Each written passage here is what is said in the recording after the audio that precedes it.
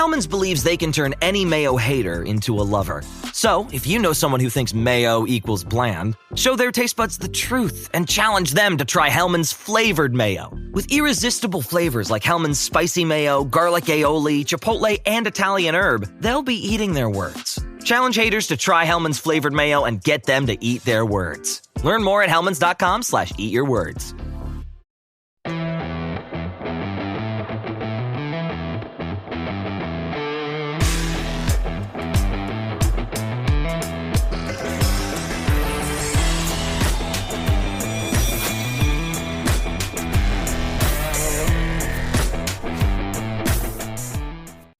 Welcome to the chalkboard, my fellow football nerds, for episode number 200 of Chalk Talk. I'm your host, Shane Haff. You can follow me on Twitter at ShaneHaffNFL, and I'm joined by the best co-host in the game.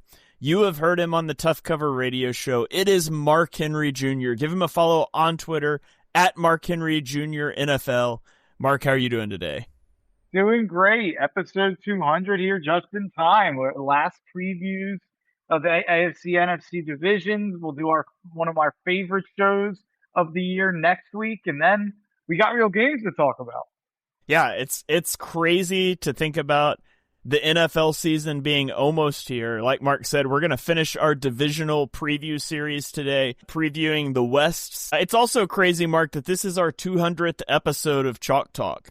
I remember back when Dibes talked me into starting a podcast, and I was like, I think Mark would be a good guy to do a podcast with, because that first year we did draft coverage together, I liked the way that we both talked about football, but I felt like we disagreed all the time. And so I was like, let's do a podcast together, and I swear we've been like lockstep on most things ever since. So it wasn't the plan. The plan was to argue a lot more, but along the way we've done a lot of episodes, covered several seasons of football. We've transitioned from being an Eagles podcast to an NFL podcast along the way. And Mark, I actually went back and I dug up footage. It does still exist in the wild of our first ever episode of Chalk Talk.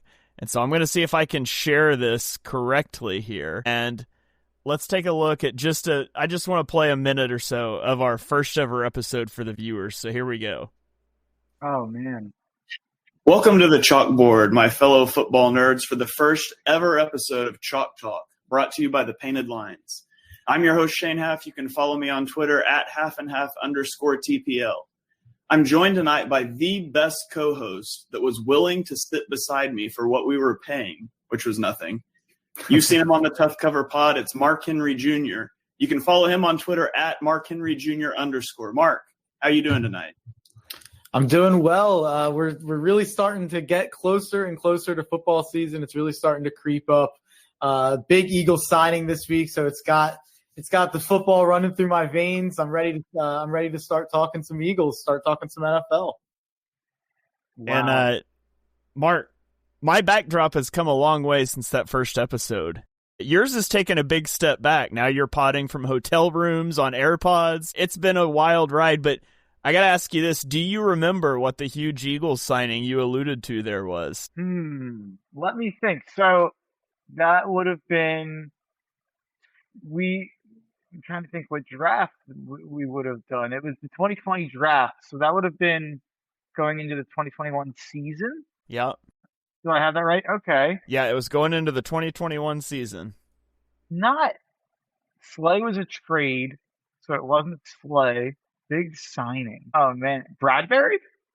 Nope, it was pre-Bradbury. It was Steven Nelson.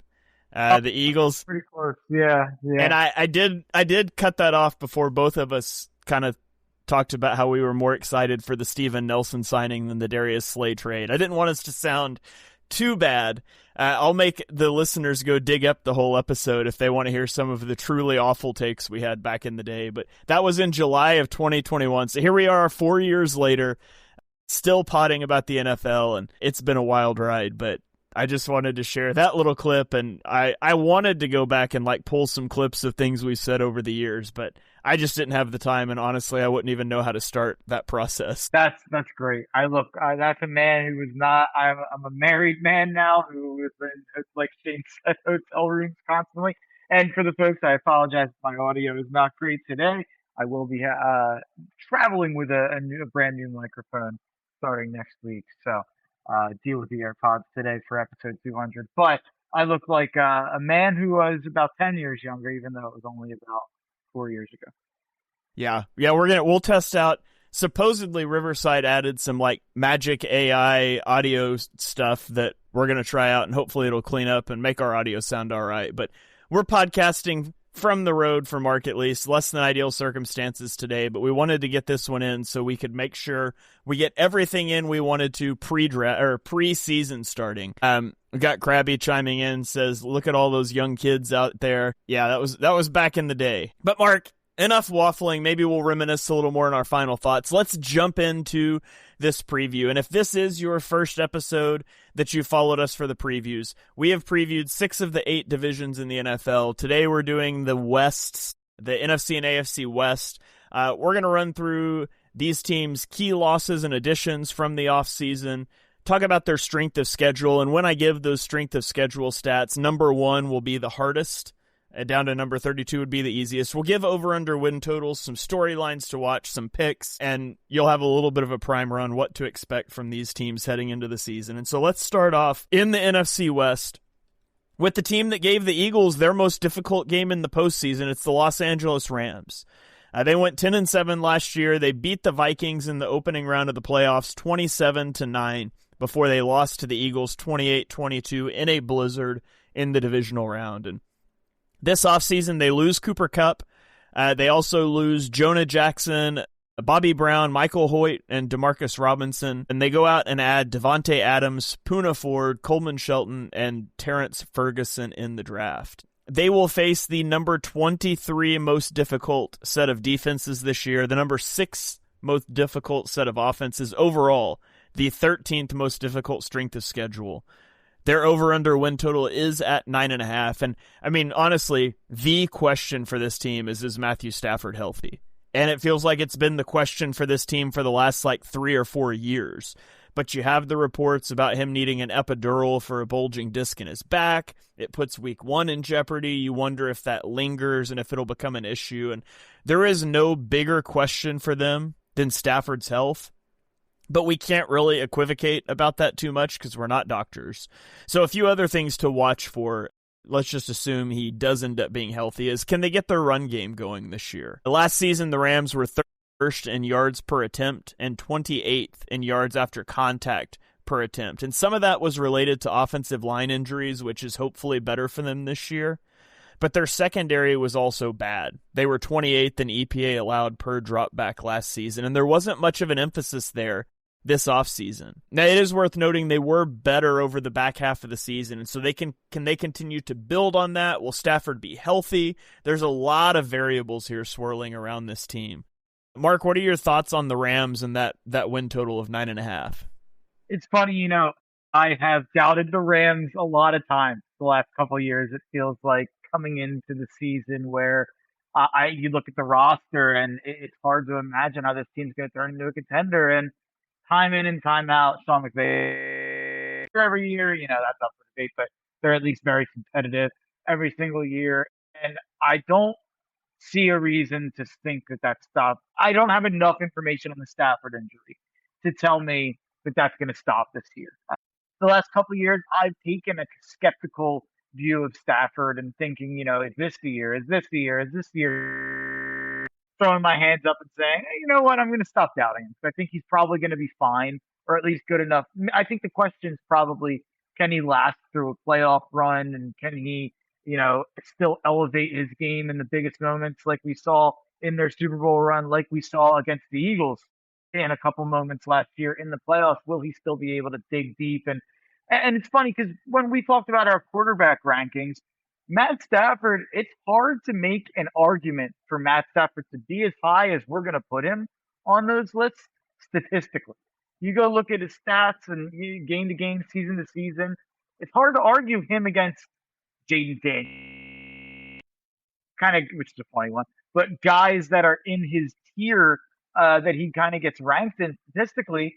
But the reason in those moments against the Eagles, he went and won a Super Bowl a couple of years ago and played great in that Super Bowl run. he's had playoff moments other than those two runs. So it's hard to quantify Stafford's value. I do kind of think, even if Stafford were to miss time, as long as it's not he's gone for the year situation. If it's a situation where, Stafford didn't start the first couple of weeks, although he did practice today, and there's some videos of him throwing some deep balls to Puka and Devontae that looked really good. He looked pretty good out there today. So hopefully he's just out there playing, and, I guess hopefully for Rams fans, but I think hopefully for NFL fans or anyone who wants to draft Kyron Williams in fantasy, it's a good thing to have Stafford out there still slinging it. And if he's out there, if Stafford's healthy, just like I feel the same way about this team as I do about Tampa a little bit. Whereas I think you can make an argument that this team is just as good as any team in the NFC besides Philadelphia. The difference is I think Tampa has a slightly better roster, but the Rams have Sean McVay. And yeah. Hey, Mark, while you were doing that a couple times, I heard like a buzzing, and I'm not sure if that is going to come through on the recording or if it's just something while we're recording here. And I don't think you can change your microphone while you're in. So why don't you bounce out real quick and come back in with your laptop mic, and I'll kind of talk for a second while you do that. So, sorry about that, folks. Running into technical glitches on a live podcast recording is always great, but we'll see if we can get that taken care of. We have had a lost show or two before in our past from some technical issues, so trying to avoid that here. And I'll mention to Mark's point that we have, Krabby mentioning it's buzzing out here. Yeah, a lot of times, so it records our stuff separately, and for the audio version, it will sometimes not have that, but I don't really want to risk that. So we'll get Mark back in here in a second. To his point, though, I feel like we have doubted the Rams a lot. We doubted the Rams after they won the Super Bowl, as here comes Mark back in. All right, Mark, can you hear me okay? Okay, yep. Perfect. Yep. We'll see if that fixes the issue there. I was just saying, Mark, that it feels like we've doubted the Rams a lot. They won the Super Bowl, and then that next year they went 5-12, and we thought this is it.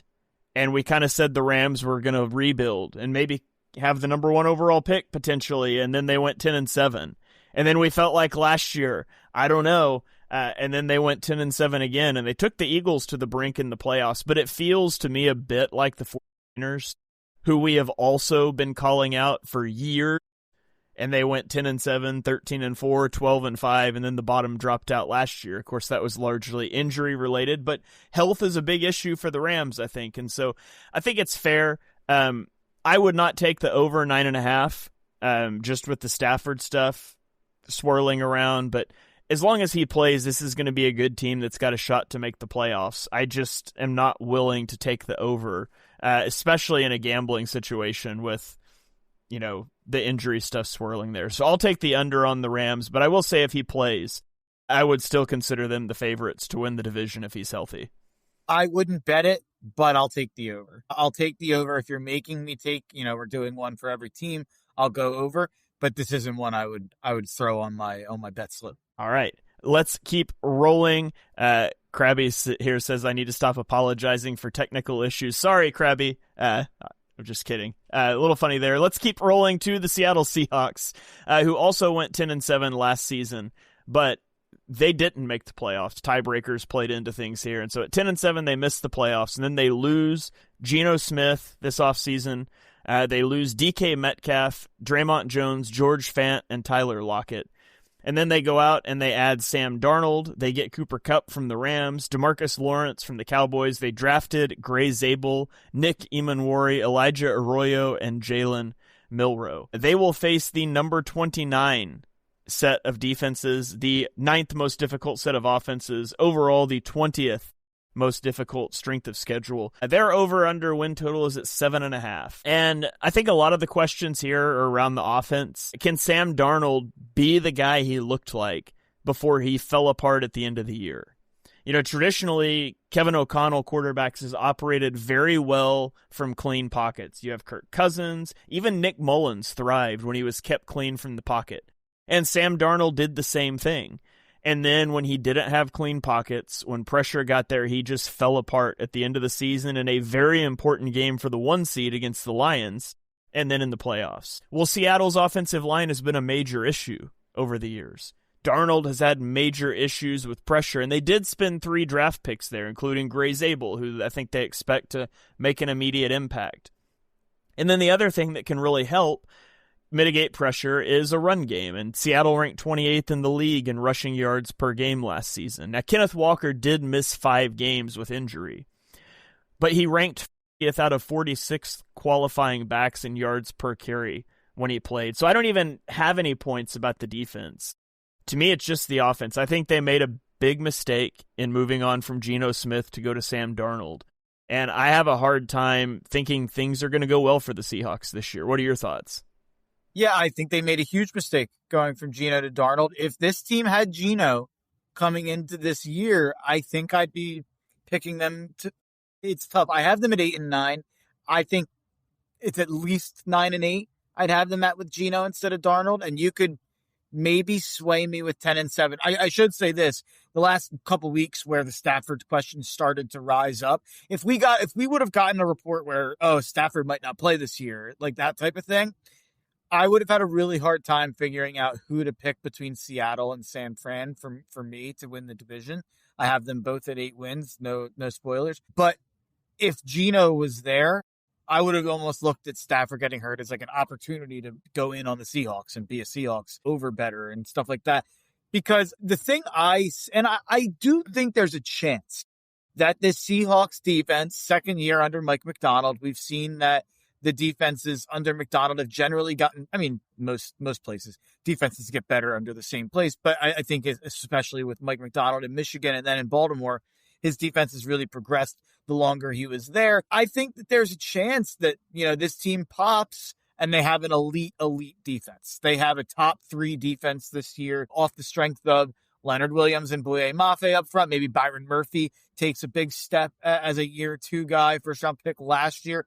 And we know how many names we like in their secondary, whether it's Devin Witherspoon, whether it's Tariq Woolen, whether it's Julian Love, whether it's Kobe Bryant. Like, they have 4 guys we feel pretty good about, even if it's Tariq Woolen. I think people act like Tariq Woolen got benched a ton last year. He played 900 snaps. I do think some of the anti-Woolen stuff out there is a little too much. He did grade out 43rd of 116, grain of salt on PFF, but a fine corner last year. And I think we have seen him be, darn near elite in the past. So I think you get a good year out of that secondary that I think is absolutely possible.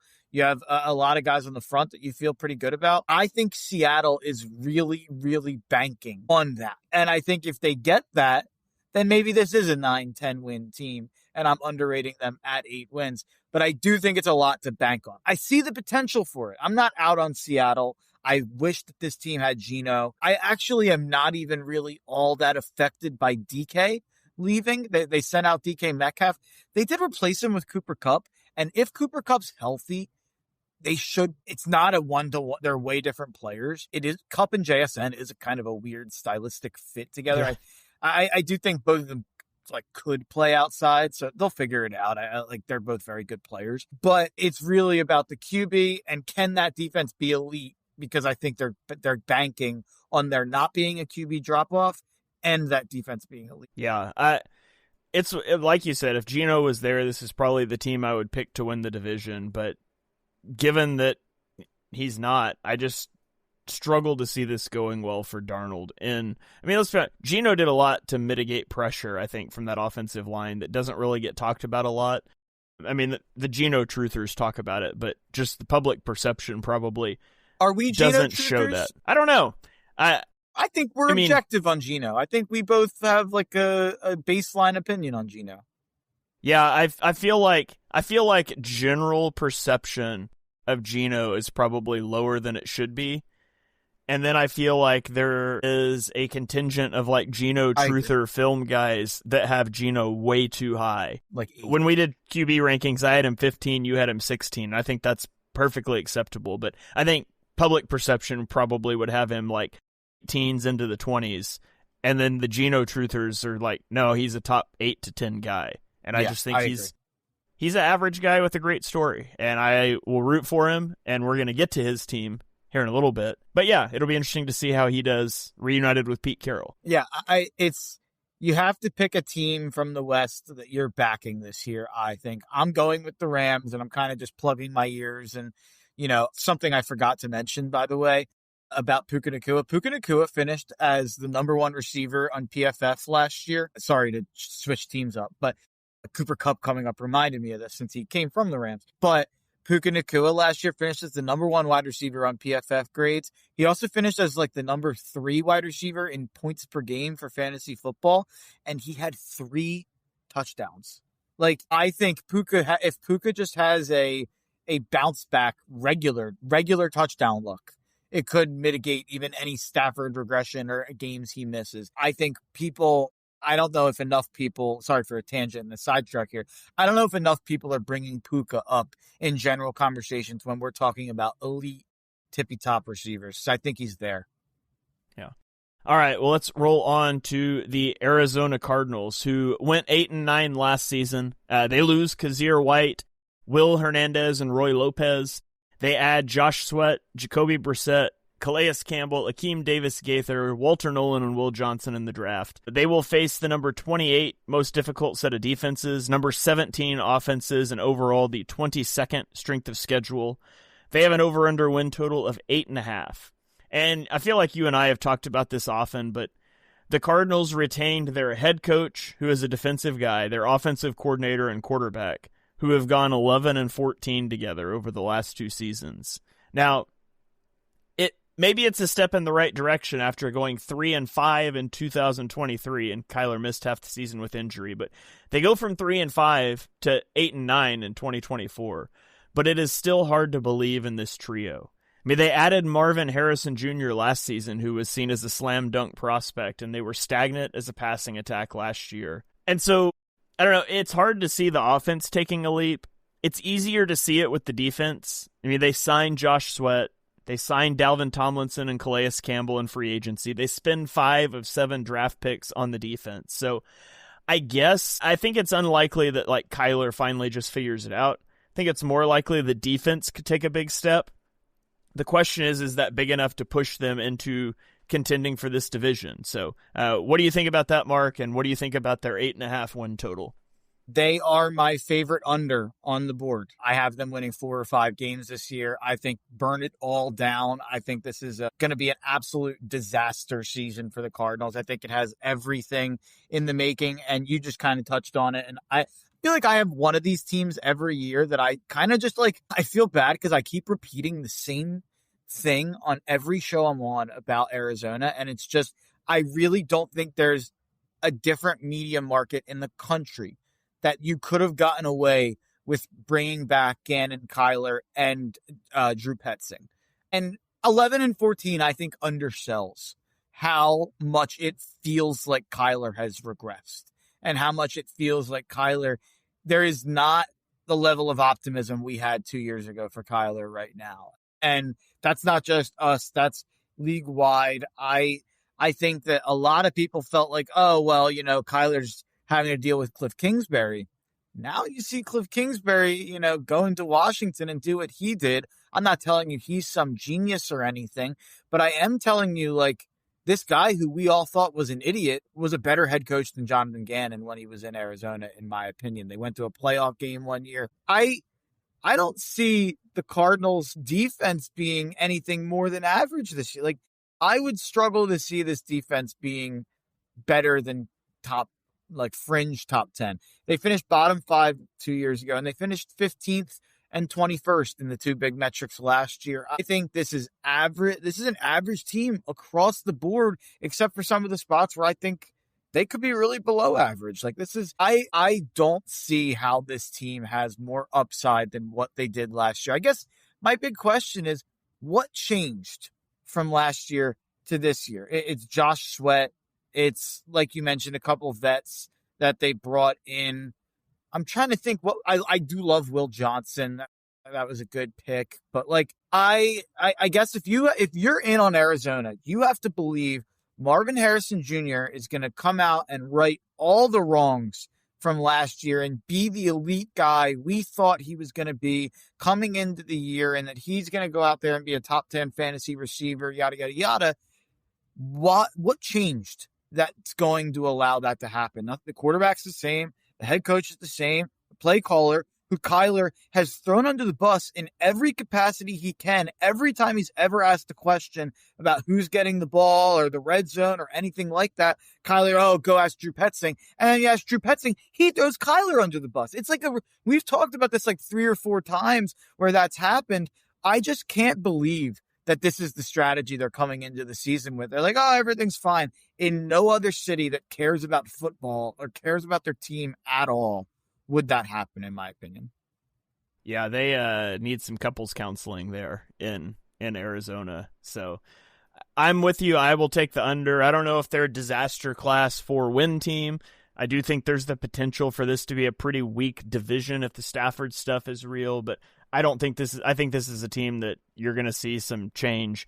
I think you'll see change in 2 of the 3 places next season. I don't know what that'll be. Whether it be Petzing and Kyler, Petzing and Gannon, I don't know how that shakes out, but I have a hard time seeing them running it back in 2026. So, all right, let's go to the San Francisco 49ers, who went 6-11 last season. This was their bottoming out year that we've talked about for a while. It was largely injury related. And then they lose Deebo Samuel in the offseason. They lose Aaron Banks, Shavarius Ward, Jalen Moore, Talanoa Hufanga, Dre Greenlaw, and Leonard Floyd. And they went out and added Mac Jones. So Shanahan finally gets the quarterback he wanted the whole time, McCorkle Jones. They get Mykel Williams and Alfred Collins in the draft. They will face the easiest strength of schedule in the NFL, 32 overall. It's the number 24 set of defenses, number 25 set of offenses. So it's primed for bounce back. Their over-under win total is at 10.5. And for me, storylines to watch, the defense ranked first in red zone scoring allowed last season. They get Robert Saleh back as DC, which figures to be a boost. I don't think Shanahan's trusted any of the DCs he's had since Saleh left. And so you get him back, and it's a nice place that you find yourself because they're in a similar place to the Eagles probably now, that Saleh's not going to get another head coaching gig, but he's kind of been proven to be a good DC. And so the 49ers hit the jackpot there. They've got, I think what you want is a DC that's not going to get a head coaching gig, and they have a head coach who's a phenomenal play caller. But getting him back is going to be a boost. However, you lose Dre Greenlaw, you lose Hufanga, you lose Shavarius Ward. So there is a significant depletion in the talent they get to work with. They lost Deebo Samuel to Washington last offseason, which I don't think is a big deal. I kind of think he's just done. We'll see. If there's a place he's going to work, it's going to be Washington. But Brandon Ayuk did the whole, we've seen this play out how many times in the NFL, but Brandon Ayuk held out, finally got paid, came back and underperformed, and then got hurt. And so the question is, will he bounce back this year? Can Christian McCaffrey bounce back, or is he just too old at this point? With the diminished supporting cast last season, the offense really struggled. As Brock Purdy posted a career low in EPA, the 49ers had a huge step back in yards after the catch, which is a big staple of the Shanahan offense. And so I expect them to be better this year. I am concerned about health on the offense and overall talent on the defense. I think 10.5 wins is too high. I'm taking the under. But I do think if Stafford is injured, this is the team that will probably win the division.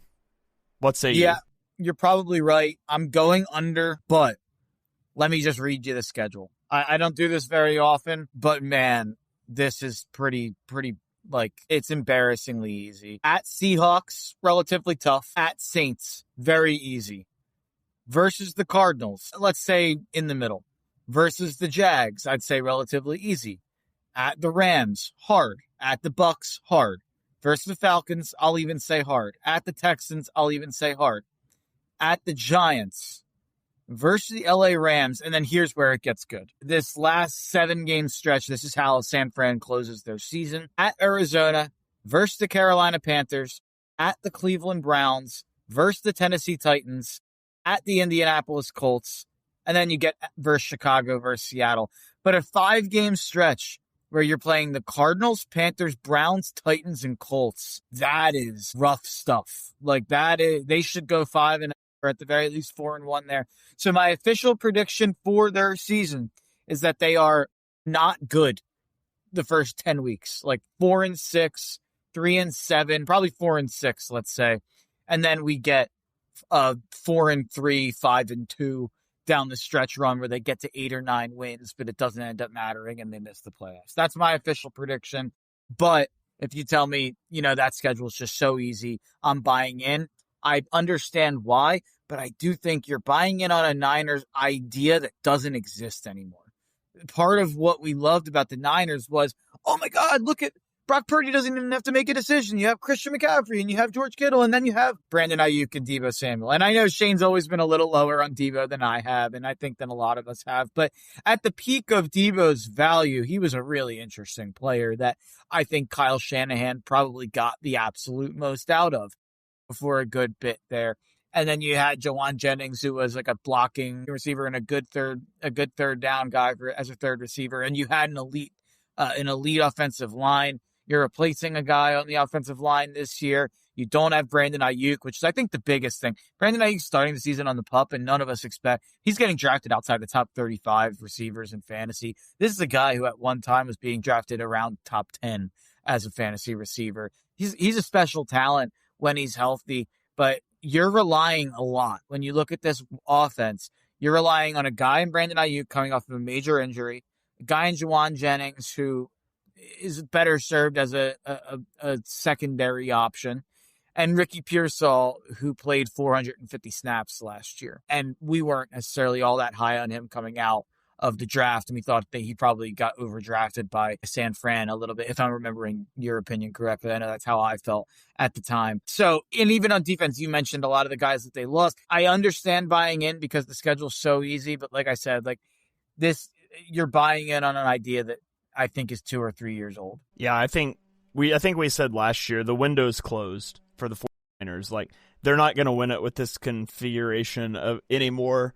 That they missed it, and injuries played into that. Some poor quarterback play and big spots played into it. But I think they're faced with being a okay team in what might be a pretty poor division. But I just think they've fallen a long ways from where they were a couple seasons ago, and that's the life cycle in the NFL. And I'll be curious to see if we see them back or if we eat these words entirely. If they just come out of the gate and are awesome this year, but it's not what I expect for sure.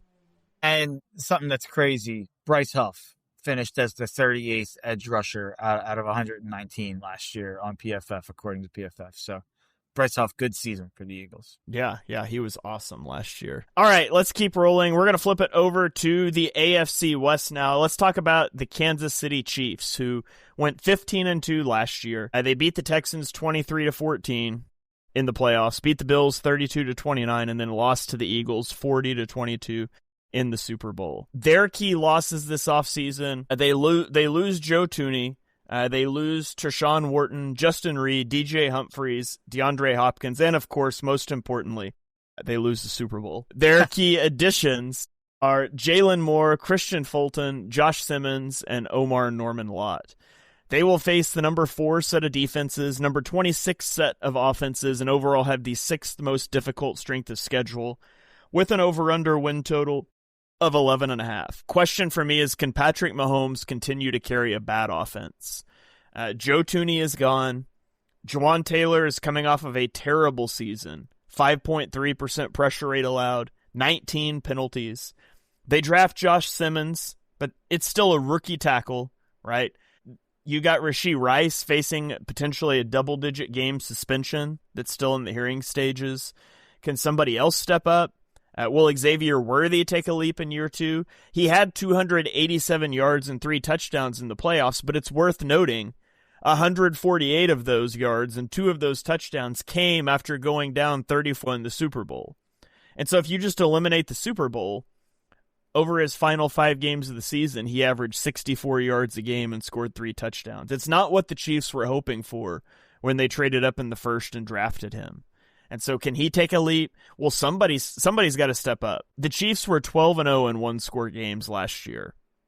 Now, we typically will say, you flip the result of the one-score games and we'll expect some regression there. But it's also worth mentioning Patrick Mahomes leads all quarterbacks in NFL history in winning percentage in one-score games at 70%. But even his average would have had them with 3 to 4 more losses last season than they had. And so, this is a team that you never count the Chiefs out with Mahomes, but it really feels like this offense could be in a pretty difficult spot this year. What are your thoughts on the Chiefs? I think that they're not quite the team that they have been over the last couple of years, even when people have counted them out. I have not. And this year I started to, and then Rashawn Slater went down. I was ready to pick another team to win this division. I was ready for that team to be the Chargers, and now that's gone. The Chiefs are going to win this division. I do think for the first time, Buffalo or Baltimore takes them down this year. When I say that, I probably mean Baltimore. I think it's the year for Baltimore. I think Baltimore takes them down. I think they just have such a better roster. The Chiefs do have devil magic. Obviously, they win. They've been to the Super Bowl more often than not in Patrick Mahomes' career. But I think this is the year, the pieces that they have lost over the last couple of years. And you just look down their roster and it feels like there's more holes. There's not quite the depth that there used to be throughout the roster. And the big kind of, I guess, if will be Josh Simmons, who there has been incredible buzz about in Kansas City, and beat reporters are saying he's like the best rookie tackle they've ever seen, and he looks unbelievable, and he's fully healthy and all that stuff. I loved Josh Simmons in the draft, and I was very mad that they stole him at 31. I think that they probably just stole like an all-pro tackle eventually, and that's just annoying. Will he be that good right away? That's a big what if, and we'll find out soon because they play that first Friday against the Chargers. But that's kind of the big X factor for me more than anything on this team. Yeah, it's worth mentioning that the Chiefs haven't drafted a first-round tackle since 2013, and so beat reporters might be comparing him to Kingsley Suamataia last year or Eric Fisher in 2013, either of which you would hope would be favorable. But yeah, that's a huge X factor for them, is what Josh Simmons is able to come in and do. And it was a very Howie draft pick. It was a draft pick of a guy who would not have been possibly available to you talent-wise. It kind of reminds me of Landon Dickerson, where you got Landon Dickerson at 37, but if he didn't have the health issues he had, he would have been a top 15 pick, even at interior offensive line. Same with Josh Simmons. I think Josh Simmons would have been a top 10 pick if he didn't have the health issues he had.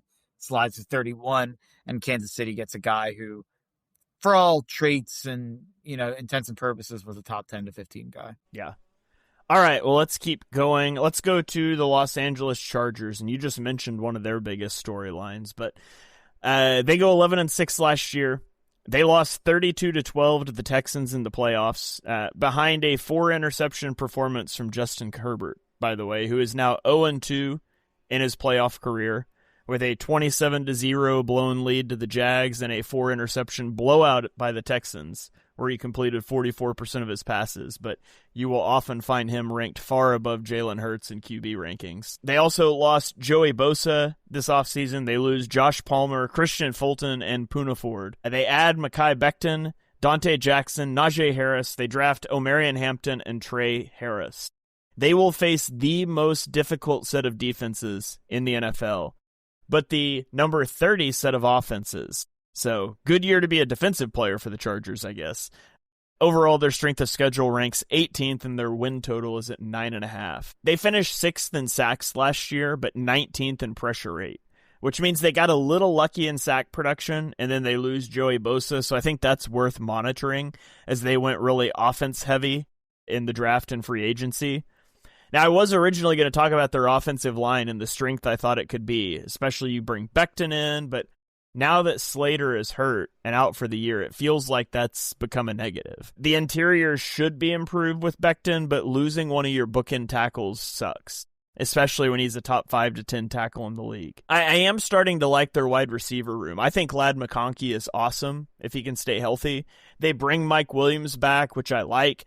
They also draft Trey Harris, and so I think that's trending in the right direction. I think the run game brought Keenan Allen back, too. Oh, I missed that. They brought Keenan. They're getting the band back together. Mike Williams got hurt, so they brought Keenan Allen back. It's a classic. Which one of them is always going to be hurt? Yeah. If you add Mike Williams and Keenan Allen together, you might get 17 games. Yeah. So this is a team we talked about as a Super Bowl contender, and I don't think either of us feel that way after the Slater injury, but How far do you think this team can go? Are you willing to touch that 9.5 win total? Yeah, I'm still going over. I still think they're the fourth best team in the AFC, even without Rashawn Slater. What happened to me is that it took away the ability to really break into that top three. And it took away the ability for another team to be a contender. We talked a ton about this last week, so I'm not going to dive too deep into the Chargers. I'm going over. Well, I realized as we were talking that I didn't give the number on the Chiefs. What was the number again? The over-under? Is it 11.5? Yeah, it's 11.5. I have them right on the line. I'll go under for the Chiefs and over for the Chargers. I have the Chiefs at 11 and the Chargers at 11, but the Chiefs taking the division. All right. I agree with both of those. I'll go under Chiefs, over Chargers, but I don't think the Chargers get to 11, probably. Good things happen in Jim Harbaugh's second season at a place. Yeah. There's Once he figures out how to implement his sign stealing or whatever scam it's going to be. I'm not a fan either. Obviously, we all know how I feel about Michigan. But Stanford, San Francisco, Michigan has taken a huge leap year one to year two. I heard someone give the stats on a podcast, and pretty impressive stuff. So I don't know if they won what? Did they win 11 games last year? They went 11-6. Yeah. Yeah, I think it'll be a very similar, like 11-6. Yeah. All right. Well, let's go on to the Denver Broncos, who went 10-7 last season. They lose 31-7 to the Bills in the playoffs. They didn't really lose much this offseason. They lose Cody Barton. I guess they added Talanoa Hufanga, Evan Ingram, Dre Greenlaw, and then in the draft, Jahdae Barron and RJ Harvey. They will face the number 8 most difficult set of defenses, number 28 most difficult set of offenses, overall the number 19 strength of schedule. Their over-under win total is at 9.5. I find myself, when I look at their roster, wishing they had added a wide receiver. I mean, Cortland Sutton and Marvin Mims isn't a super inspiring group, and Evan Ingram basically plays wide receiver, but lines up at tight end, and so you can sort of maybe, but I would love to see them attack wide receiver next offseason. However, I am buying Marvin Mims stock. I was really high on him coming out of the draft. You love him. Yeah, he started to play well down the stretch. He didn't get a lot of opportunities early, but he finished the year over the final 7 weeks of the season with 62 yards a game and 6 total touchdowns over that 7-week span. So I am buying the Marvin Mims stock, but I don't think they have a wide receiver one, and I wish they did. They're like a less deep Green Bay wide receiver room with a bunch of twos, and so I would like to see him upgrade there. They're 1-6 in one-score games a year ago, so if they win a few more of those, last season looks different. Bo Nix should be more comfortable in year 2, so maybe that pendulum swings the other direction. The defense should be really good, I think. They retain a lot of their core. They add Dre Greenlaw, who I don't like him, but I think he's a good player. And they add Talanoa Hufanga, who I think is good. I think both of those guys are going to help their run defense out a lot. So I'm taking the over on the Broncos. I've got them over 9.5. What say you? One of my favorite unders on the board here, and this is a big thing I've been preaching recently. We are people, and you're not doing this. You're not putting them as a contender, but we need to pump the brakes on the Broncos. I still don't know if they can be a contender with Bo Nix at quarterback. I still don't believe in him that much. He proved last year I was too low on him in the draft, but I still am not bought in that he can quarterback an offense that can win a Super Bowl. Barring like absurd defensive play, like Peyton Manning Broncos era. A Purdy situation in San Fran. He probably could have won in that situation, just like Purdy could have. If things went differently. But quarterbacks the Broncos beat in 2024. It's a fun list. One good one.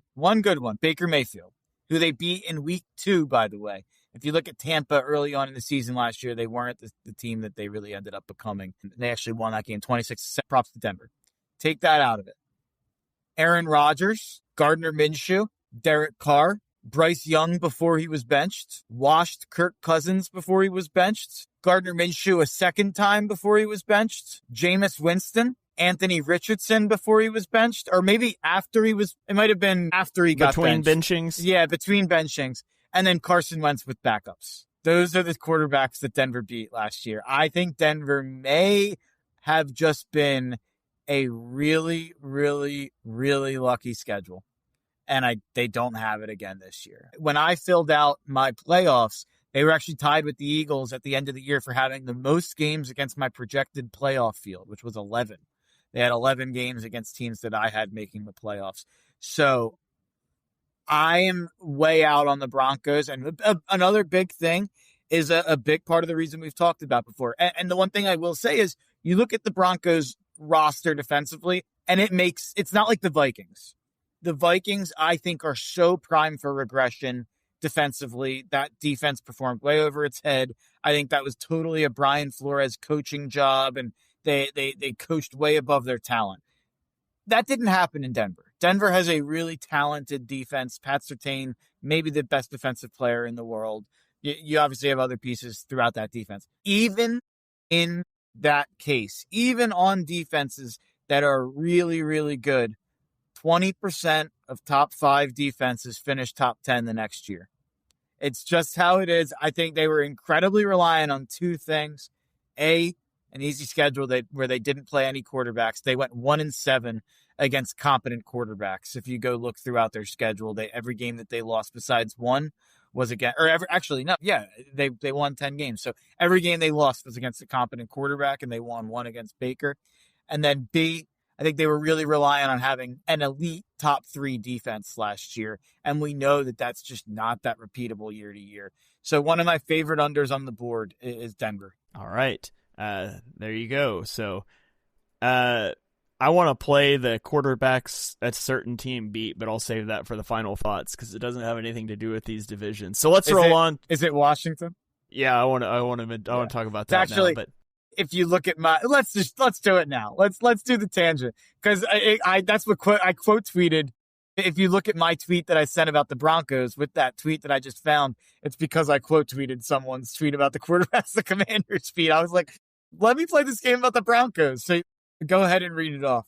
Yeah, okay. So you want to talk about the Commanders and play the quarterbacks they beat. The Commanders beat Kenny Pickett. They beat Daniel Jones, Trey Lance, Kyler Murray, Andy Dalton, Caleb Williams, which was part of a 10-game losing streak, I believe, for the Bears. Jake Haener, Michael Penix Jr. in his second NFL game.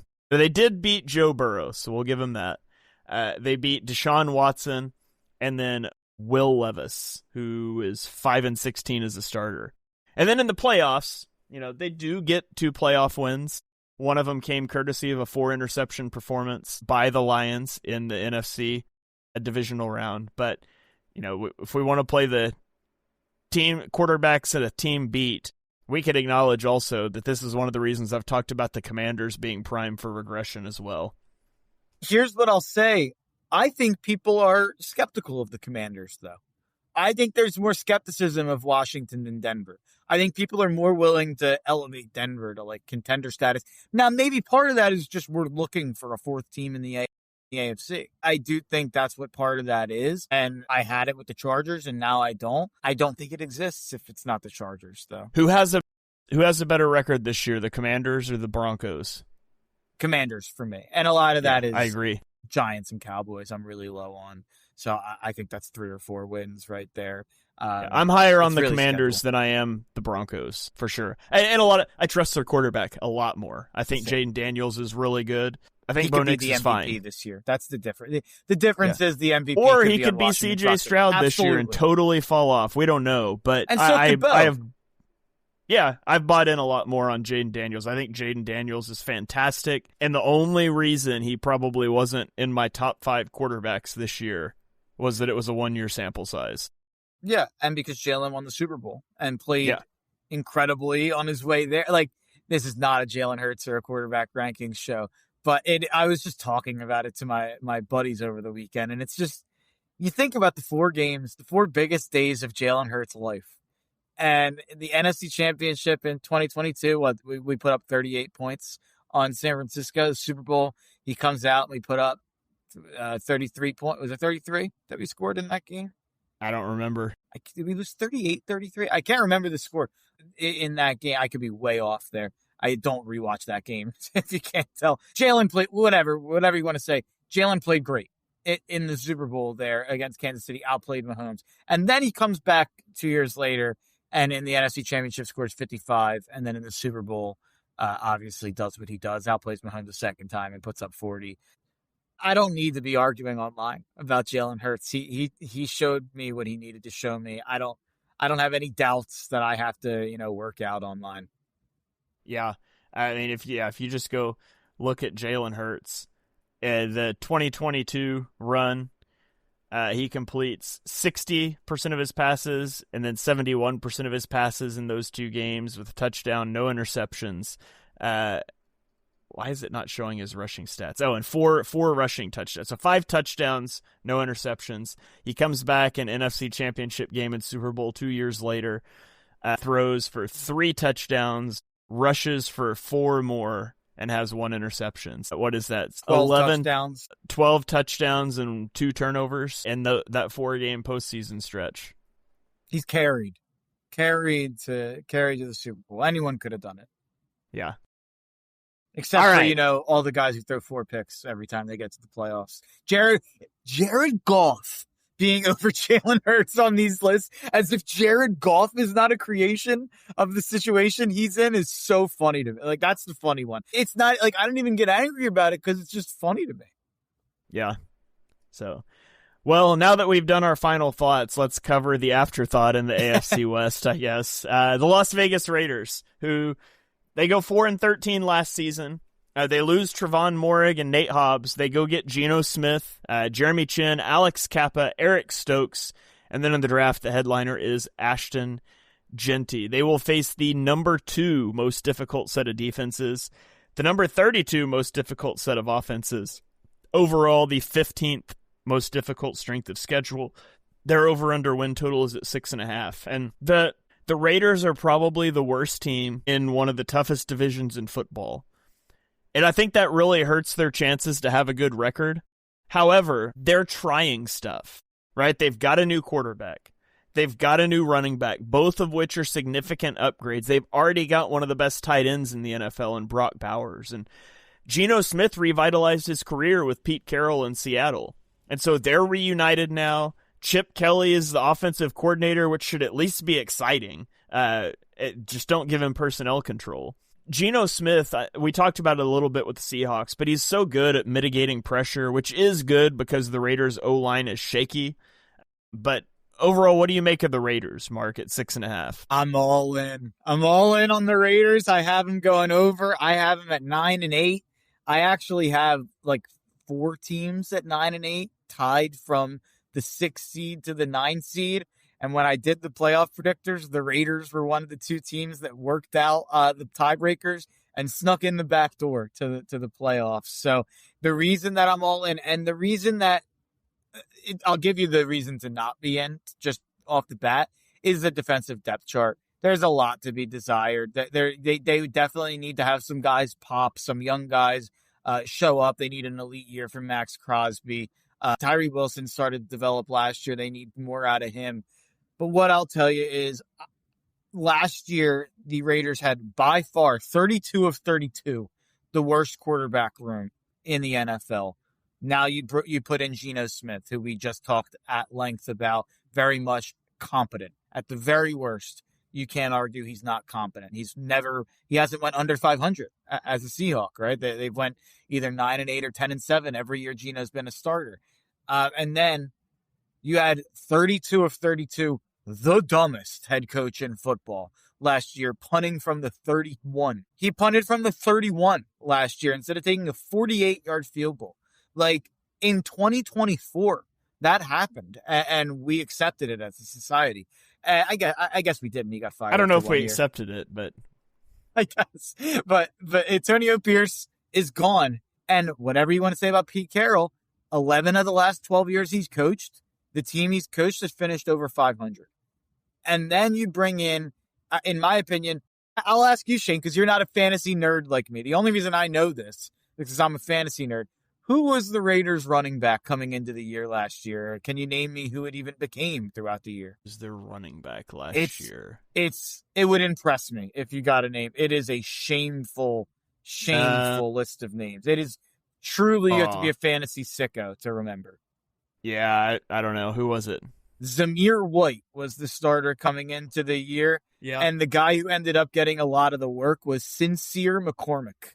In my opinion, the worst running back room in the NFL last year, easily.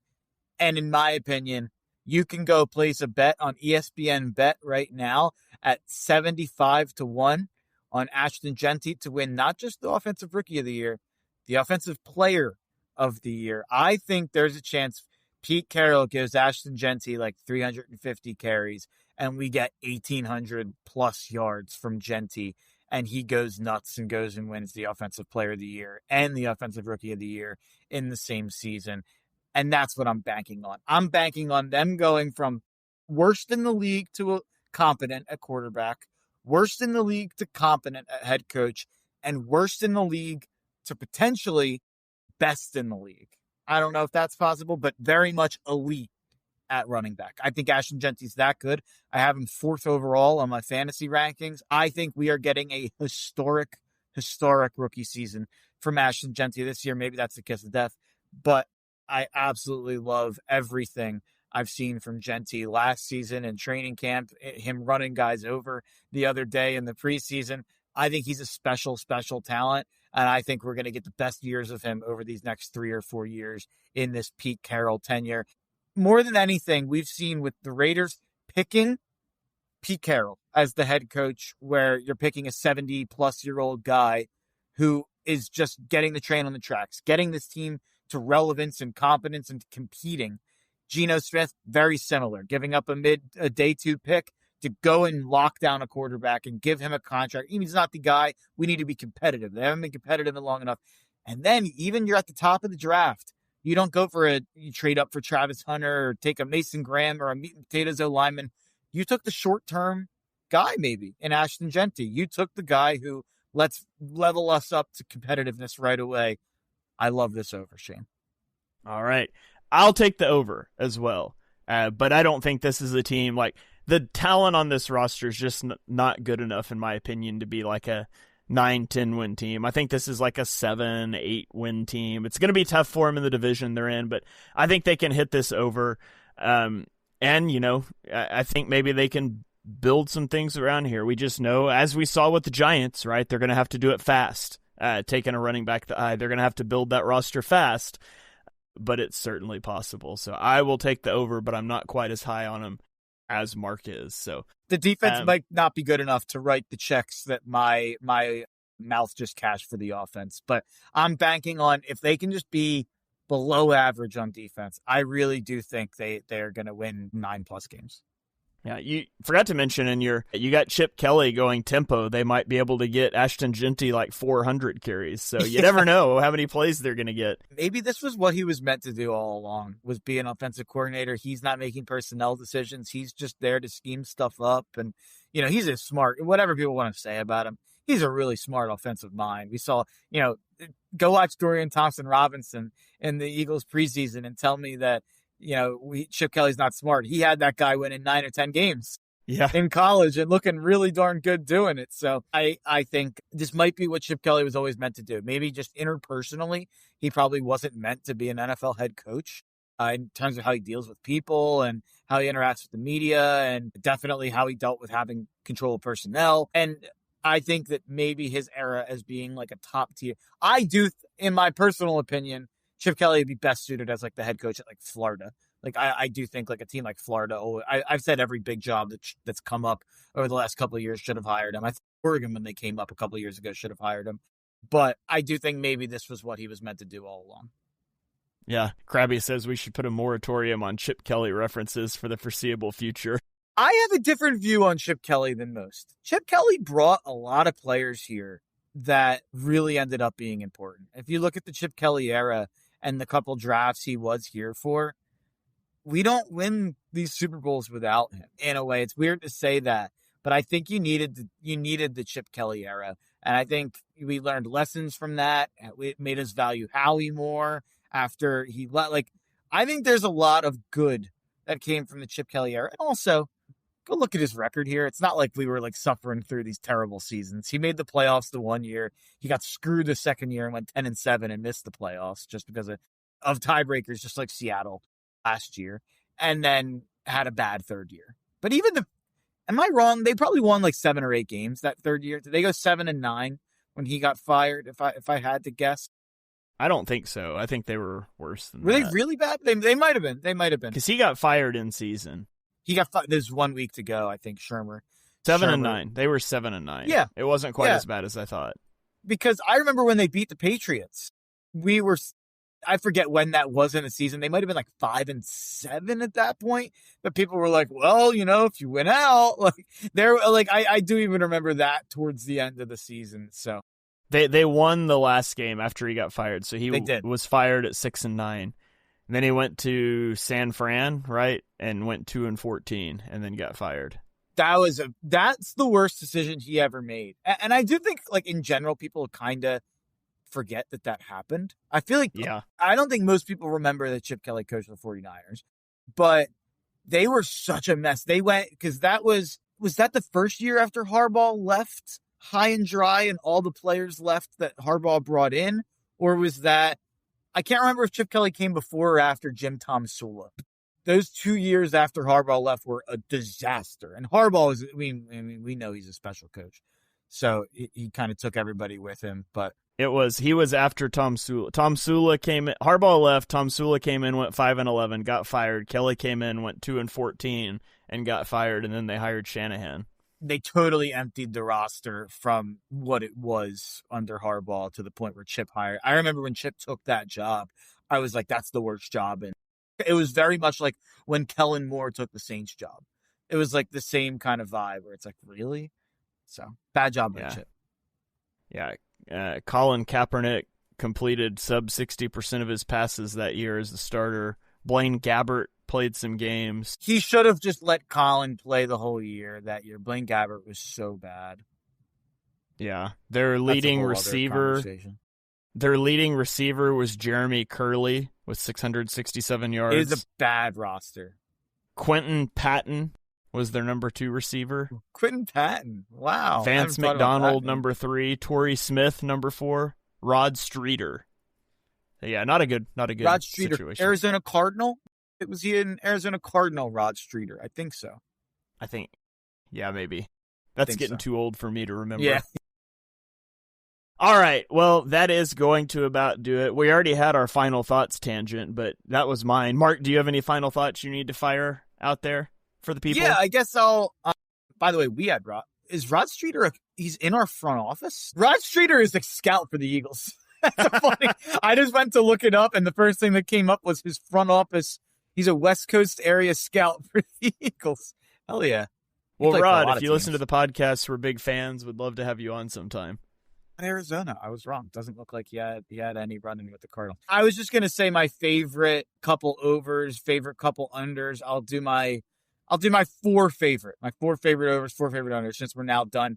Jets over 5.5, Packers over 9.5, Raiders over 6.5, and I'll go Chargers over 9.5 as well. And then my favorite unders, I'll go Cowboys under 8.5, Cardinals under 8.5. I'll go Vikings under 9.5, and I'll go Broncos. What was the Broncos number? Was it 8.5 or 9.5? Broncos is 9.5. I'll go Broncos under 9.5. Those are my 4 favorite overs, 4 favorite unders. All right. Krabby said there was something at the beginning of the show we were going to come back to, but he doesn't remember what it was. I don't remember. Do you remember anything we stuck a pin in for later? I think we stuck a pin in initially the Commanders quarterbacks, and then we did it. We ended up doing it right away, but I don't know. Yeah. Well, if it wasn't the Commanders quarterbacks, if you guys listen back later, let us know and we can circle back to it next week. Yeah. But anyways, that's going to do it for episode number 200 of Chalk Talk. We are going to be off next week, and then we will come back before the Thursday night kickoff game, and we will do our Super Bowl winner and awards draft against each other that we do each year. And then we will be into our regular season schedule, recapping games. So, guys, we have made it through the offseason. You only have to endure one more offseason show with us, which is one of my favorite shows of the year, except for the expansion draft. And then we are going to be covering real football in a few weeks, recapping week 1. So thank you guys for joining in. Thanks for following along. over whatever portion of the first 200 episodes of Chalk Talk you've listened to. We truly appreciate it. If you enjoy what you heard on the show, and let's be honest, we know that you do, or you wouldn't be here for episode 200. Smash that subscribe button, turn on notifications so you don't miss our next episode. Drop us a 5-star rating and review wherever you stream your podcast. Help us get it out there to other people. You can follow us on Twitter. I am at ShaneHalfNFL. He is at Mark Henry Jr., and we will catch you guys next time.